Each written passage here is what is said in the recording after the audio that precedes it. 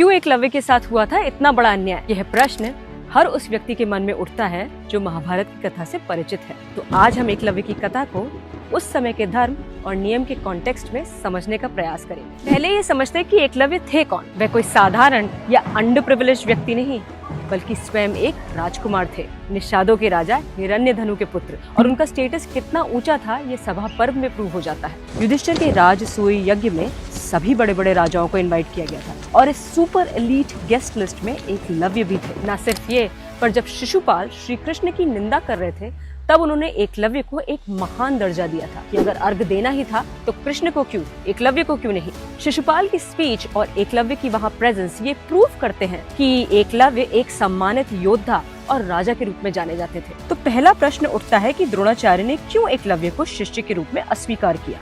Simple सी बात है, द्रोणाचार्य की लॉयल्टी कुरु डायनेस्टी और उनके क्लोज अलाइज की तरफ ही थी। निषाद उनके लिए आउटसाइडर्स थे और उनके साथ उनका कोई फॉर्मल अलायंस नहीं था। द्रोणाचार्य की शिक्षा कोई बायोलॉजी या मैथमेटिक्स की तो थी नहीं, वह युद्ध विज्ञान की थी जो सिर्फ राज्य और उनके क्लोज अलायंसेस को ही दी जा सकती थी। पूरे विश्व में मिलिट्री ट्रेनिंग बहुत सिलेक्टिव होती है।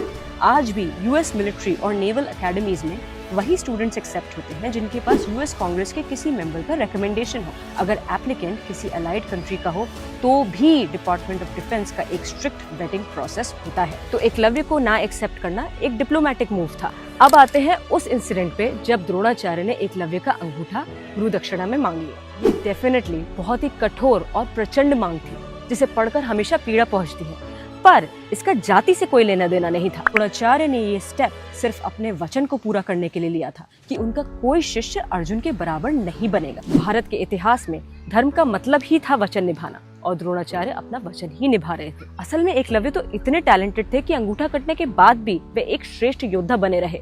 इस बात का उल्लेख श्री कृष्ण ने घटोत्कच वध पर्व में अर्जुन से किया, जब उन्होंने कहा कि जरासंध, एकलव्य और शिशुपाल जैसे महान योद्धाओं को महाभारत युद्ध के पहले ही उन्होंने समाप्त कर दिया, जिससे ये योद्धा युद्ध में कौरवों की तरफ से उनकी हार का कारण न बने। अगर द्रोणाचार्य ने गुरु दक्षिणा के रूप में एकलव्य का अंगूठा ना मांगा होता तो एकलव्य को किसी भी शक्ति से पराजित करना असंभव होता। एकलव्य के साथ जो हुआ वह एक बड़े प्लान का हिस्सा था। श्री कृष्ण के साथ द्रोणाचार्य को भी यह आभास था कि एकलव्य का टैलेंट धर्म युद्ध के लिए घातक साबित हो सकता था। एकलव्य की कहानी का असली संदेश उनका अनकंडीशनल समर्पण और शुद्ध भावना है। जब उन्होंने अपना अंगूठा त्यागा तो उन्होंने ये दिखाया कि एक शिष्य का गुरु और उसके वचन के प्रति कैसा समर्पण होना चाहिए।